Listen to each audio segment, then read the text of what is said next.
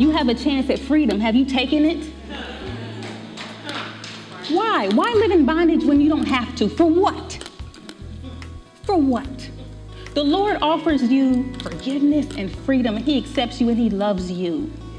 So don't be worrying about what the brother or sister next to you has to say, because it's bondage. You are whoever God says you are, and you can do whatever he says you can do. So let's run it down. What has he said? God made you in his image. That means you have dignity and value. I don't care who you are, where you've been, what you've done. You've been made in the image of the Lord. He's also indicated that we've missed the mark, that we've sinned, that we have a tendency to do the very things that he says not to do. So because of that, that image has been marred a little bit, but it's still there. We still have value.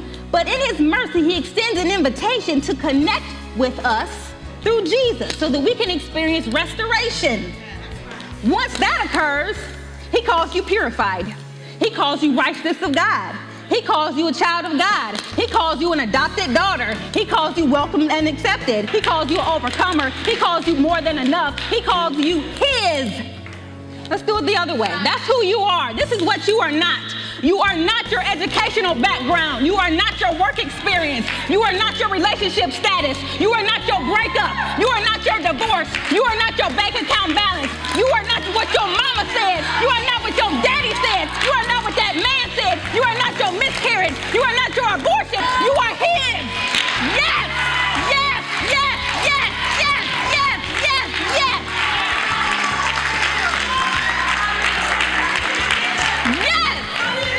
Listen, be free from that.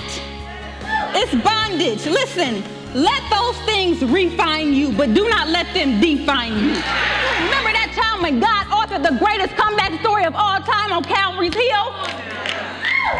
Do you remember when he sent his son to die for your sin and my sin? Do you remember how he allowed him to linger in the grave for 3 days? How he was in an undesirable context?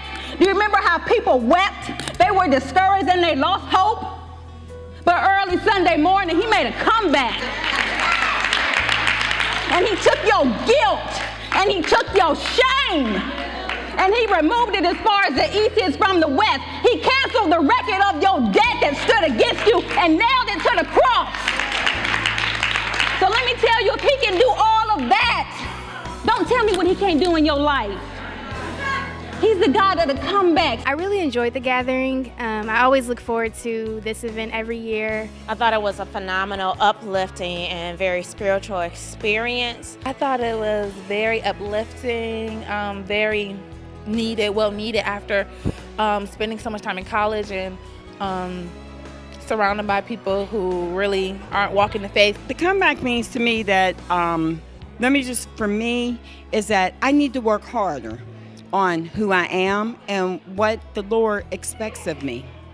And so at this time, I need to go home and just reflect and really get deeper into my Bible. So this is just a time to renew your walk, renew your faith, especially when you're walking in this world. It gets tiring, it gets exhausting, it gets discouraging. So this is a time to get encouraged. It would give you guidance and direction. I've always had that at every gathering I've ever been to, that it allows you to fellowship with people who believe the same thing, but at the same time places you in a situation where you can be a testimony to somebody else.